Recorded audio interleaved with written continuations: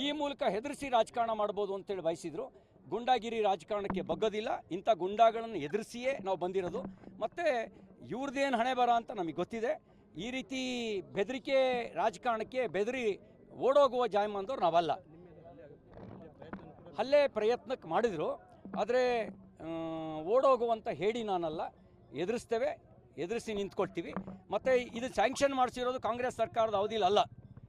ಈ ನಮ್ಮ BJP ಸರ್ಕಾರ ಇದ್ದ ಅವಧಿಯಲ್ಲೇ 2022-23 ಮಂಜೂರಾಗಿರೋ ಕಾಮಗಾರಿ ಇದಿರ್ಬೋದು, ತೇಗೂರು ರಸ್ತೆ ಇರ್ಬೋದು, ಅಲ್ಲಂಪುರ ರಸ್ತೆ ಇರ್ಬೋದು. ಇವೆಲ್ಲ ಸೇರಿ 206 ಕೋಟಿ ರೂಪಾಯಿ ವಿವಿಧ ರಸ್ತೆ ಕಾಮಗಾರಿಗಳು ಪಿಡಬ್ಲ್ಯೂಡಿದು. ಅಭಿವೃದ್ಧಿ ವಿಷಯದಲ್ಲಿ ನಾವು ಸಹಕಾರ ಕೊಡ್ತೀವಿ. ನೋಡಿ, ಈಗ ನಮಗೆ ದೇವರು ಅವಕಾಶ ಕೊಟ್ಟಿದ್ದ.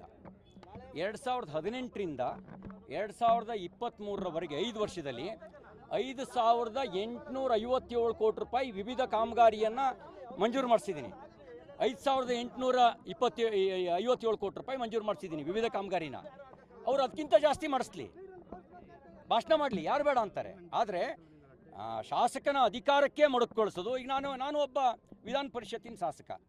ನನ್ನ ಸ್ಥಳ ವೀಕ್ಷಣೆ ಮಾಡಬೇಡಿ ಅಂತ ಹೇಳೋವಂಥ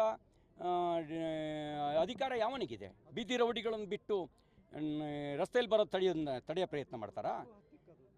ಗುಂಡಾಗಿರಿ ಮಾಡ್ತಾರಾ? ಸತ್ಯ ಹೊರಗೆ ಬರಬಾರ್ದು ಅವರಿಗೇನು ಅಂದರೆ, ನಾನು ಬಂದ ತಕ್ಷಣವೇ CT ರವಿ ಕಾಲದಲ್ಲಿ ಮಂಜೂರಾಗಿದ್ದು ಒಂದು ಸತ್ಯ ಹೊರಗೆ ಬರುತ್ತೆ. ದಾಖಲೆಗಳನ್ನು ಮುಚ್ಚಿಡೋಕ್ಕಾಗಲ್ಲ. ದಾಖಲೆಗಳು ಅದನ್ನೇ ಹೇಳ್ತವೆ. 2022-23 ಸಾಲಿನ ಕಾಮಗಾರಿ ಅಂತಲೇ ಹೇಳ್ತವೆ. ಮೆಡಿಕಲ್ ಕಾಲೇಜ್ ಏನು ಕಾಂಗ್ರೆಸ್ ಕೊಡುಗೆನಾ? DC ಕಾಂಪ್ಲೆಕ್ಸ್ ಏನು ಕಾಂಗ್ರೆಸ್ ಕೊಡುಗೆನಾ? ಕೆರೆ ನೀರು ತುಂಬಿಸೋ ಯೋಜನೆ ಏನು ಕಾಂಗ್ರೆಸ್ ಕೊಡುಗೆನಾ? ಜಲ್ ಜೀವನ್ ಮಿಷನ್ ಏನು ಕಾಂಗ್ರೆಸ್ ಕೊಡುಗೆನಾ? ಇದ್ಯಾವುದು ಕಾಂಗ್ರೆಸ್ ಕೊಡುಗೆ ಅಲ್ಲ.